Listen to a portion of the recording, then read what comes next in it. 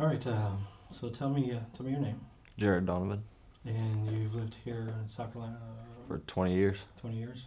since And, the day I was born. yeah. And so tell me about your family, brothers, sisters. I have 5 brothers and sisters. Really, I have 7 brothers and sisters. 3 of them are from my dad and a previous wife. I have my sister Stacy, Mindy, Trevor, and then there's me and my younger brother. And then I found out I had 2 sisters when I turned 17. I got the news probably around July-ish.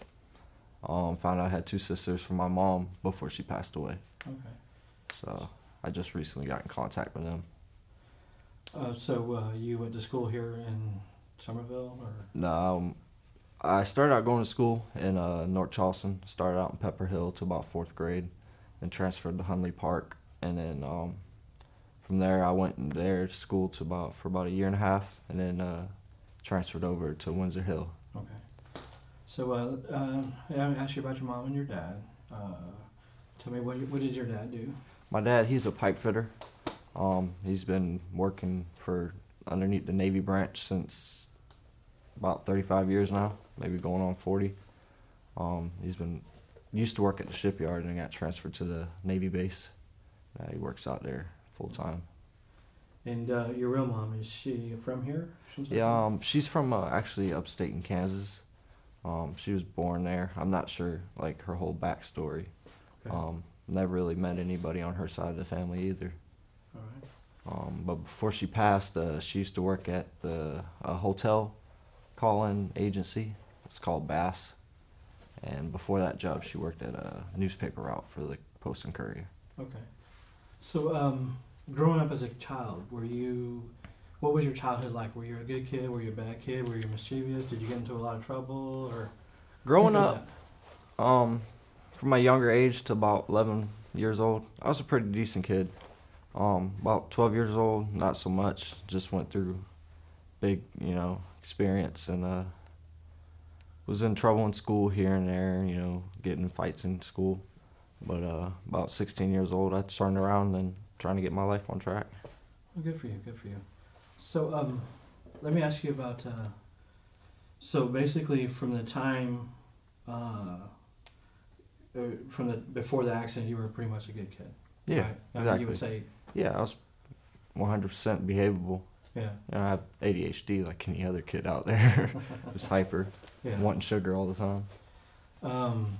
So where so what kind of relationship did you have with your mom? My mom, I was a mother's Were- boy. I was 100% a mama's boy. I wanted to do everything with her. But she always worked late nights. She wasn't really there. She would normally sleep throughout the day, so I used to always have to go in there and wake her up and try and come, let's go play, this and that. So what about your relationship with your dad? My dad, I always loved my dad. Growing up, they used to fight a lot, all the time, screaming, yelling. I just got used to it after a while, but I still love my dad to death. I'm a daddy's boy now. He's all I have, really. Right. Growing up with my dad, we used to always go golfing every week. Still do it to this day. Good. So you were real closer to your mom, Mm-hmm. and you weren't at the time. Were you as close to your dad also as you Not were? as close as I am now with my dad, but I was close with my dad. So let's skip forward to the day of the accident. Yeah. So when was the accident? What was the day? It was July 29th, 2002. Okay. Happened probably about maybe 3:45 in the afternoon, 4 o'clock-ish. Do you remember what day it was on? It's probably a Thursday. A Thursday? Thursday or Friday. I know it was a weekend. Just got out of school. Would have came home and did everything like I did. Start out as any other day, go to school, come home, probably go help when that happened, I was actually down the street from my house. It was in North Charleston. Okay. We lived off my dad and mom, they were going through a divorce issue at the time, so they were separated. My dad was living in the old house and off of Ashley Phosphate, and then we got a trailer down the road from it. Happened on a one-way street, just was down there in the trailer park lot. Okay. So at the time that the accident happened, you were living with your mom or your dad? I was living with my mom. You were living with your mom? Yeah. In the mobile home? Yeah. And then your dad was not too He far? was no, he wasn't too far. He was working at the time of the incident occurred, but So so at the time, how many children, how many siblings did you have at that house? at that house it was just my younger brother Ryan. Just you? Growing up, it was only me and my younger brother. My older siblings are 10 years older than I am. Wow. 10 and older.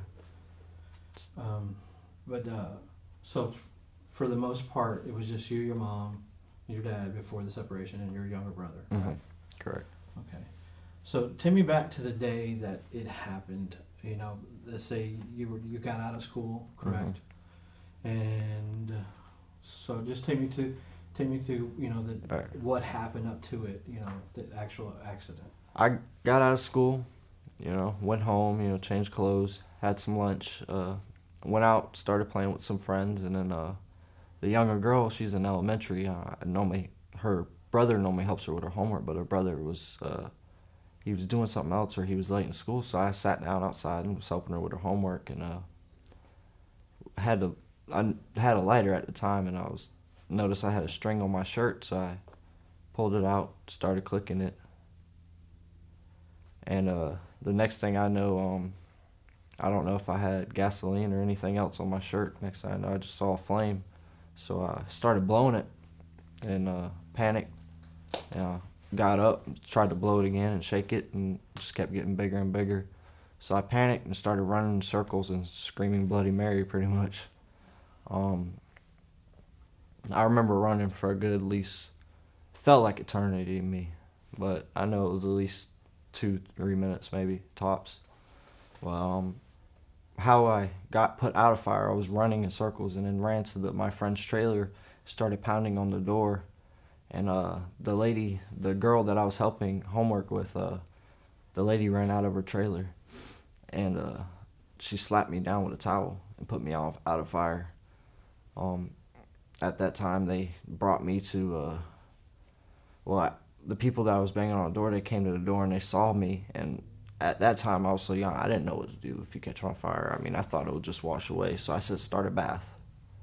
And I was getting ready to get in the bath, and someone said the ambulance is coming. So I sat outside on a little plastic chair. And they told me not to sit back lean onto it because I could melt to the chair. So the ambulance got there, and all I remember saying was, I'm not leaving without my mom, I'm not leaving without my mom. And sure enough, she drove up as soon as we were getting ready to take off. And I remember the EMS workers wrapping me with like an aluminum paper all around, and they told me to remember or pretend I'm an astronaut in space or something like that. And I guess they gave me, you know, something to numb my body and numb the pain away, and blacked out from there. Last thing I remember in the ambulance is that we were getting on 520 or I-26, going to the hospital, and remember waking up, my dad holding my head. Well, your shirt was on fire? Yeah, I had a regular, what people call a wife beater. I had a white one of those on, and I guess a white cotton shirt with, I guess, windbreaker running pants. That's what I was wearing. So it basically the whole thing just caught on fire, and it stayed on fire until it burned out, or until the lady started panning me with the towel. And in the midst of actually being on fire, I did try a couple times to actually take the shirt off, but the flames were so hot on my face that I couldn't, it just like locked my whole body up whenever I tried to take it off. And so the woman put the flames out, basically. And so at the time that you were waiting for the ambulance, what did you feel? Was there a lot of pain? I mean, other than, or you were just in the station? Honestly, I think I was still in shock. Like, I can't really remember the pain at that particular moment, but the pain throughout the treatment and therapy, that's the pain that I remember the most. Okay, so we're taking the ride to the hospital, and you woke up. Your dad was there. Yeah, we were actually inside the hospital at this time, I guess, in the process of being checked in, and I remember my dad was holding my head. Do you remember like the first night, the way you went through the first night that you were in the hospital? That's that I pretty much I believe that's about the time I woke up, probably about 9 o'clock with my dad holding me. The first night, not as much. It's just vivid detail. I don't know if it's because of the medications they had me on at the time or anything else. So what was like the earliest recollection of a full day that you had in the hospital? A full day was probably to my memory of what I can pitch in there is a full day. Just remember waking up. They would start out by giving me my medications, my fluids.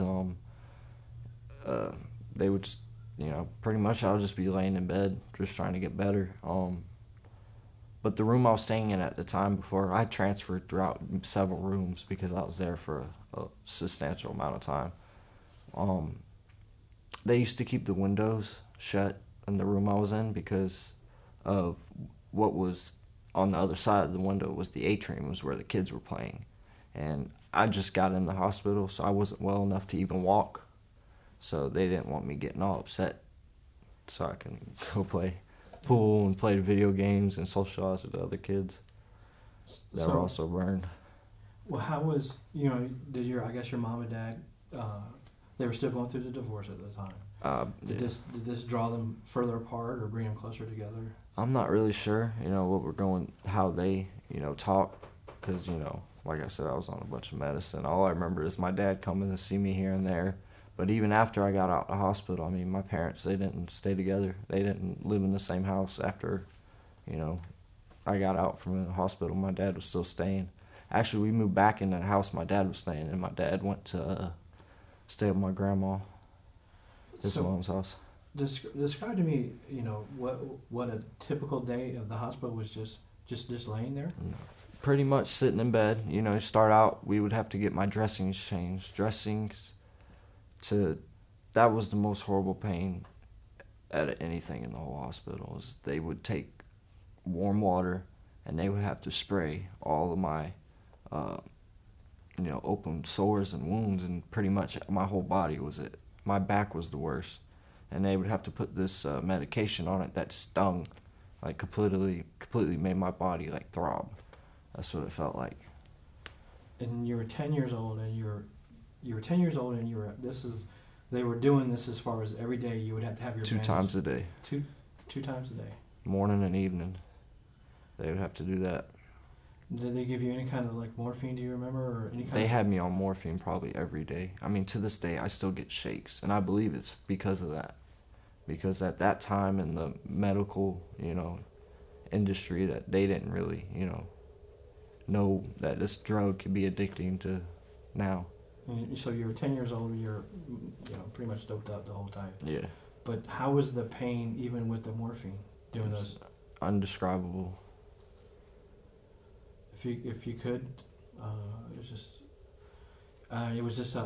pretty much just a washing then. Is yeah. That what it is? They have gauze. I was layered in gauze and then layered in ace bandages, and what they would do is I would also have these little things on top of the open wounds. Like I told you, to put the medicine on it, and then they put another small layer of gauze on top of it, and then they wrap my whole body in gauze.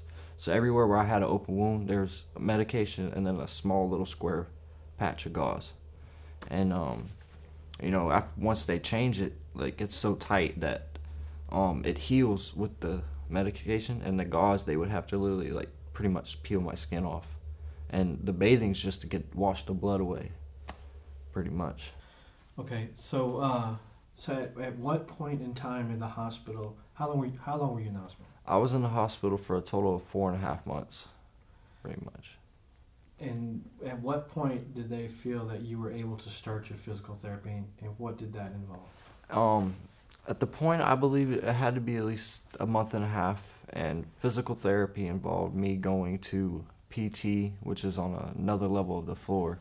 The burn unit was actually located on the 7th floor. PT, physical therapy, and OT were located on the 4th floor.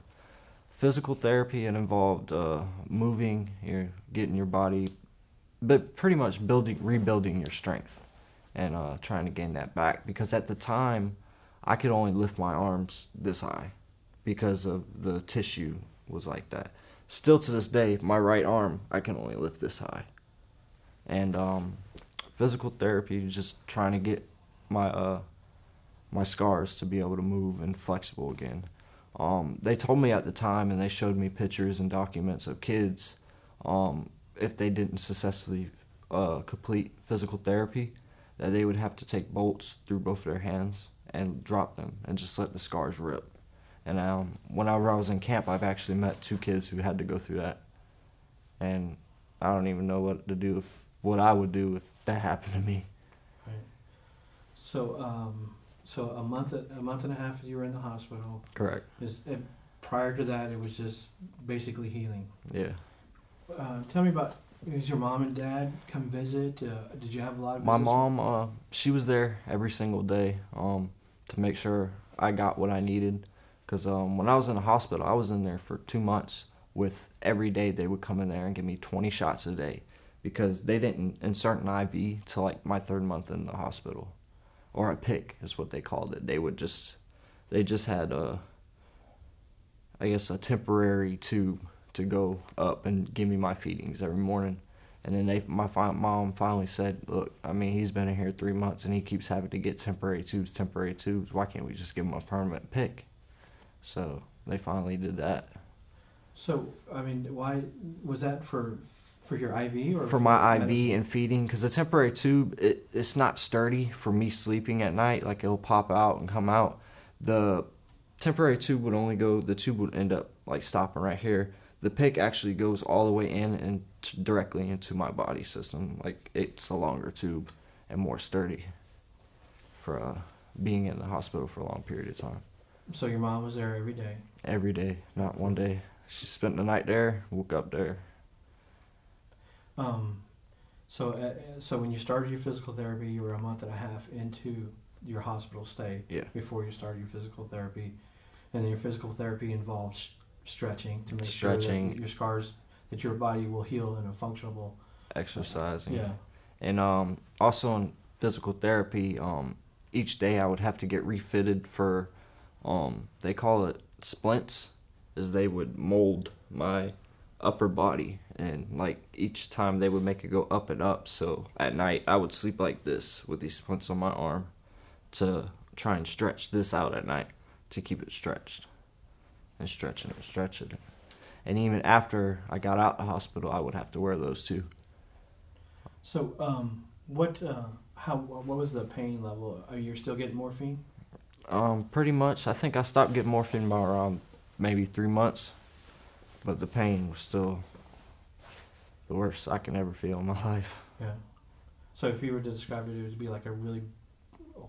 wouldn't never want to do it again. Yeah. Yeah.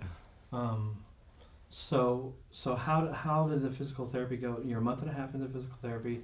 Your hospital stay was 4.5 months. Mm-hmm. So you basically had 3 months of physical therapy. Not necessarily. Even after I got out of the hospital, they still made me have to come downtown every 2-3 times a week for still physical therapy. But it wasn't directly under the same hospital wing that I was at. It was actually from a doctor's office. And in that office, it looked like they had like Spider-Man webs going down, and they would make me, just move, and looked like a little playground to me at the time. But, so yeah. You said about they had a window and they had an atrium. Were you ever able to go and be with the other children? Or did you 3 months, I was able to actually successfully walk on my own and actually get up. Because other than that, they would wheel me around the wheelchair for 3 months. Around 3 months, they actually let me stand up and actually go on walks around the circle of where my room was at. So let's talk about your mom for a little bit. Okay. You're real close with your mom, for the whole time, from the time that you're growing up until. Growing up, yeah. And then the 4 months that she was you were in the hospital. She's there every day, every night. I mean, you go to bed and you wake up. You go to bed, mom's there, and you wake up, mom's there. Not all the time when I wake up, 'cause she worked a late night shift, so maybe like 10 o'clock. If I woke up at 10 o'clock, she would be there. But from about 2 o'clock to 9 o'clock in the morning, she was working. So she still had her job to do, right. Bills to pay.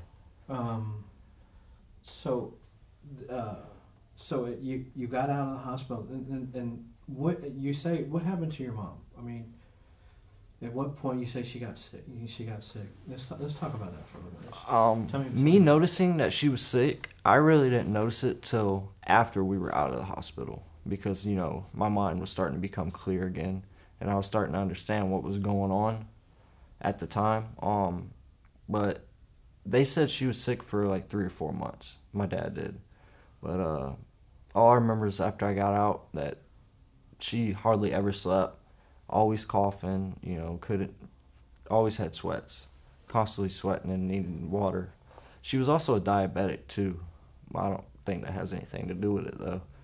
But she passed away 2 weeks after I got out of the hospital. She died May 26, 2002.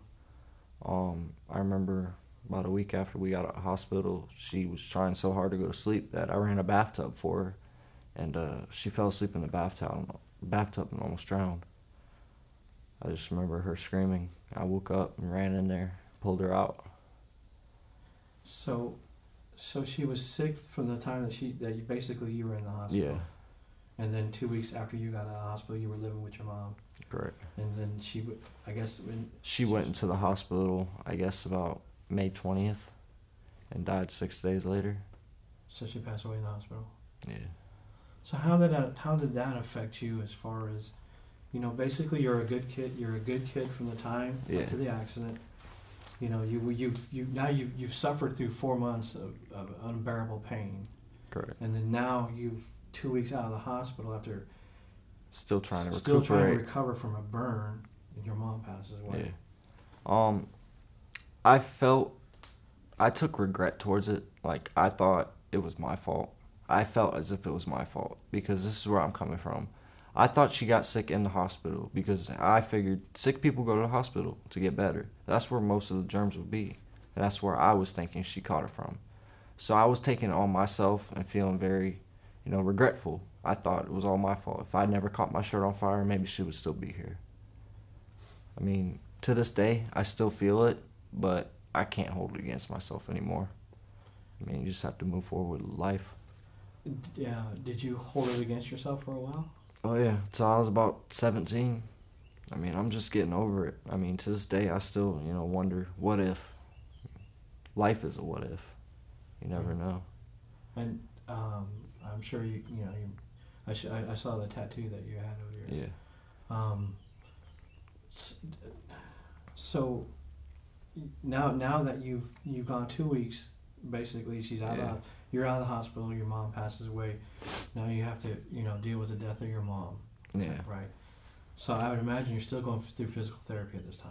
Oh yeah, of course. And how long did the physical therapy last? It lasted about maybe 6 months after I got out of the hospital, so probably it took a year, and altogether probably about close to a year through all of PT. Yeah, about a year.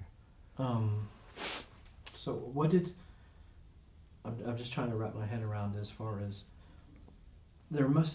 what kind of kid were you after the death of your mom? After the death, I was very relentless. Like, I really didn't want to listen or hear what anybody had to say. It was either I'm going to do what I want or you don't like it. Mainly, I think the reason is that because my dad remarried not even a year later. And, you know, I kind of felt that as an insult to my mother, you know. And my stepmom came in the picture, you know. I didn't really it wasn't the perfect time to invite a new stepmom into the life. So I took a lot of resentful and hate against her. We fought every day, pretty much. And age of 12, I got sent away to Charleston Behavioral Health Center. And then from there, I went to New Hope. And I stayed there for about 4 months, and then was in and out of group homes till about 17. Okay. So basically, I guess the death of your mom was pretty much a turning point in your life, as far as from the good kid to now you're staying in trouble. Yeah. So tell me about those homes and those group homes. What went on, and why did your mom and dad or your mom and stepdad send you there? I got sent there. through school, and my parents sent me there. It was my parents' decision at first because I was always getting in trouble at school. I got expelled from a school because someone said something about my mom not even a year after she died. So I put a knife to his throat and told him, I said, say it again, I'll slit your throat. And then the teacher, stopped me and got sent home. And the next thing I know, me and my stepmom are always arguing, constantly bickering. I'm threatening to kill her pretty much every night, and they finally said they had enough. So I got sent upstate to New Hope. And New Hope is? It's like a detention center, kinda. It's stayed on lockdown. I was there for about 4 months, and it was pretty scary. There was big kids there. I was 12 years old, and everybody's over 15. Constant fights every day. But and then from there, I transferred to a group home for about 3 years, and that was in Somerville. But even there, it was pretty bad. My first day there, I got jumped. I got my head beat in with barbed wire right here, and then I got my head hit with a stop sign pole right here. Just because bad influences, that's pretty much what it was. So did your dad come and visit you while you were in these homes? Yeah, he came about every weekend. Some like 1 or 2 times a month that I was there for the 2-3 years. They would let me go home just for a weekend and come back. So you were there. Your first one, you was at 12 years old. Yeah. So I went to that group home from age 13 to about 16 and a half years old. So for basically 4 years, you were being raised by a group home or a detention center of some sort. Pretty much. Did you act out? Maybe do you feel like you had a lot of anger? Sorrow because your mom passed away and then your dad remarried. So do you think that maybe some of that attributed to your acting out in the? Of course. I know that. I know it did. Looking back on it now from an actual, I don't say I'm the most mature 20-year-old, but I'll say I'm pretty much up there from the stuff I've been through throughout my life. So looking back on it now with a more adult perspective, I was a little bit, holding things back, and that's why I was acting out.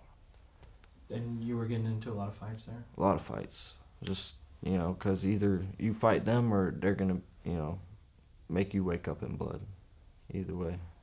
So it's either fight or flight was pretty much the motive. So you got out when you were 17? Correct. What was your life like when you got out? When I got out at 17, I went back to my parents' house, but didn't stay there that long. I got caught with drugs in the house, and I used to use drugs because of my past, just trying to drain out the past, pretty much. And they kicked me out, and I went and moved in with my older brother. And he lives in Greenville. I moved up there with him for about 1.5 years, and worked at a restaurant up there. And we moved back down here about 2010, and have been staying. And I met my girlfriend. Well, not met her. We just started going out whenever I moved back down here, and we moved in with her, and been staying with her since. And then we got in some roommate issues, so went back to my parents' house. But everything's, pretty much patched up. My stepmom, we get along great now. Good. Well, let me ask you about your drugs. Okay, when did that happen in the homes or? Yeah, in the homes. How did that start? In the group homes, there was these kids, that were bringing in, and I started, doing it there. What were you doing? Pot. And did it go anywhere from there, or was it? Yeah, smoked it till I was about 18, 19. So, at what point did you say, do you feel like you're in a time in your life right now where you've turned the corner? Oh yeah. You've kind of I've put all the childish, kid things aside, and just trying to, get enough money to make it on our own now, with the economy out here. Yeah. So it was just. Was there a, people talk about a come to Jesus moment. Was there something that clicked in and said, you know what, can you look back and say that there's a specific time or moment that I said, enough is enough? It's probably about last year, by the time of my mom's death. I looked around, I don't think she'd be happy with me with going out, trying to pick fights all the time and doing drugs all the time. I mean, she wouldn't want that for me. I don't think. I don't think anybody wants that for their little boy. Yeah. How do you go back and visit your mother's grave at all? Well, as much as I can, I mean, it's not that far away. Yeah. It's real sad when I go out there, though.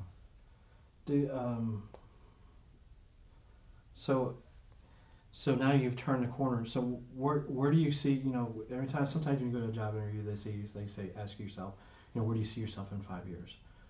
Do you have a goal? Do you have a vision? Is there something that you want to work towards? In 5 years, I want to be either in the military or working a job that I can take care of my family.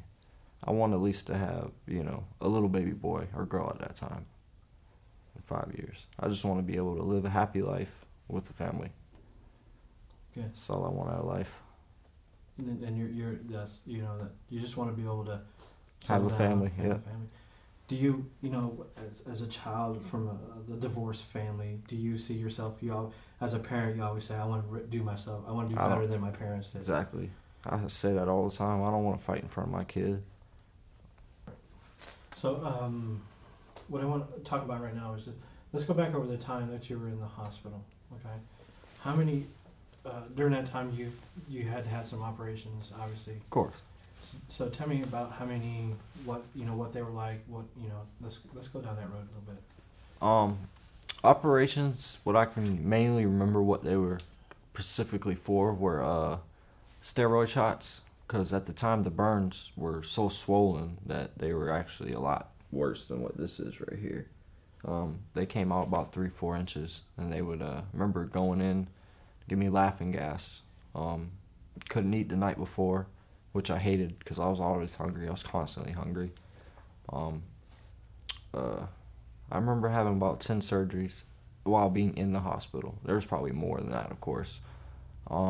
But they would give me laughing gas, and I remember waking up eating lollipop or popsicles because they say it's good for you since you haven't had any food in your system. Wake up, look at my chest, and there are black dots all over, little black spots, I guess, where they injected me with steroids to help it swell down.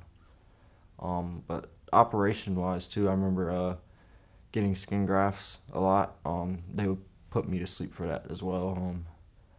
They would take skin from my legs and put this type of, piece of paper over where they scrape the skin off of, and I would have to let that sit underneath a heat lamp to let the skin reheal. But I liked that a lot because it was really warm on my legs. Yeah. So they would take the skin off the back of your legs, and where were they applying that? To where more of the muscle was burned away. They were where it's been like a large open wound, like a huge open wound. They would take it and take the skin, put it through a machine, and then they could take an inch of skin, shred it out to like a yard, 2 yards, and they would staple it to my chest. They would staple the skin to my chest and just wait for it to heal into there and absorb in there, I guess. And did the skin grafts work? Yeah, I mean, what I know, yeah. They ran out of, took skin from both my legs, upper and lower legs, and they ran out of room, so they had to take one piece of, patch of skin from my buttocks. And so if they wouldn't have done that, you would have had more scars, or I'm not sure how that would work. I think if they didn't do it, it would probably been a longer process to heal. They put the skin on top of like I said, the open sores, so I guess where flesh was still being shown. Yeah. And how was that? Was those operations? Were they a lot of pain? Or? A lot of pain afterwards. Going into it, I was unconscious, but coming out, yeah, it was a lot of pain because I had like hundreds of staples inside my body, plus wrapped up in gauze. Putting pressure on that doesn't feel good. After I got out of hospital, not trying to jump ahead or nothing, but after I got out of hospital, we found like 2 or 3 staples that they never plucked that was already underneath my skin because I would poke it and it would hurt. So we had to go back and they had to cut it open, pull it out, and it put me to sleep for that one though. No. No. And so you had the skin grafts in the hospital. What about after you got out of the hospital? No skin grafts were needed afterwards. I remember I still had a few open wounds, and I had to wear a pressure garment to, I guess, basically reacted as the same way as wrapping me in, ace bandages. Just put pressure on the skins. Went swimming with it one time, and the garment itself got. I had a huge open wound on my side about that big, and went swimming and got out. Was trying to take my undergarment off, and I literally pulled my skin at least 2-3 inches, and the undergarment was still attached to the open wound. And my dad pulled with all his might, just screaming at the top of my lungs. And they ended up just having to cut it off. What? Tell me about this right here. This right here, that happened whenever I was trying to take my actual shirt off. That's the only piece that caught me on my face. That's the highest as the burns go. Tried taking the shirt off, but the heat was so unbearable that I couldn't even breathe, and that's why I think my body locked up, and I just kept going off, on and off. So that's where it caught me right there. Okay. So you went to a camp for children with burns. Yeah. It's called Camp Can Do. It's located on Kiowa Island. It normally lasts for about 6 days, from about June 29th to about July 5th. We would go there, socialize with other kids that went through the same process of being in the hospital, in and out, through burn therapy and physical therapy. So did you meet anybody, any other, maybe, fellow kids that are your age that went through the same or actually worse? Did you ever look at yourself and say, wow, I was lucky compared to... Oh, of course. Most of the kids there, they only, they didn't suffer as bad as I did, but there were also kids there that was actually worse than me. There's this one kid named Dwayne. He, to this day, he has no nose, no ears, no hands or toes. I mean, he needs help to do everything. He got burned in a house. His house caught on fire as a baby, and to this day, he has to wear like fake feet, and his hands he can't really do much with. Did you see him in the hospital? I met him in the hospital. He was in the hospital, in and out. He was there for about 3 years, 3 or 4. So what happened in the camp? What did you learn in the camp, or what can in the camp? We throughout the days we did little activities, scavenger hunts. Started out, wake up in the morning. We would go on little trips, sign up for activities, mud wrestling, or scuba diving. Hanging out with exploring the jellyfish and stuff like that, little nature trails too. Every night at the end of the night, they would have a DJ that came down to like the little cafeteria, and there'd be a dance there for about 2 or 3 hours a night. So it was just like a fun get together, everybody went through the same process, but we could still have fun together. So did you feel like it was a benefit to be around the people, other kids that have been through that? Yeah, who were lucky. So you mentioned the one, Dwayne? Yeah. Was there anybody else that you kind of bonded to that you maybe have still kept contact with, or you kind of... I was really close to this, my camp counselor named Chad. He was a camp counselor there. He's been there for about 6 years. He actually caught himself on fire by a gasoline can blew up next to a bonfire that he was having. Burned him from neck to toe, and I kept in contact with him for about 2 years, and then just went off. But I still keep in contact with the camp counselor her name's Julie Wright. Okay. So we're talking about the camp as far as you were there for 6 days, and it was just basically maybe a morale, help self-esteem. Yeah. Make you feel better about yourself. Oh yeah, just spending time with people who's been through the same process that you have makes you not feel alone out there. Did you ever come? I mean, you're 10 years old. Did you ever feel like you were alone? Or little bit, bits and pieces. Going through the actual tragedy. I felt alone. Just lost in my own mind. Pretty much is what it felt like to me. you.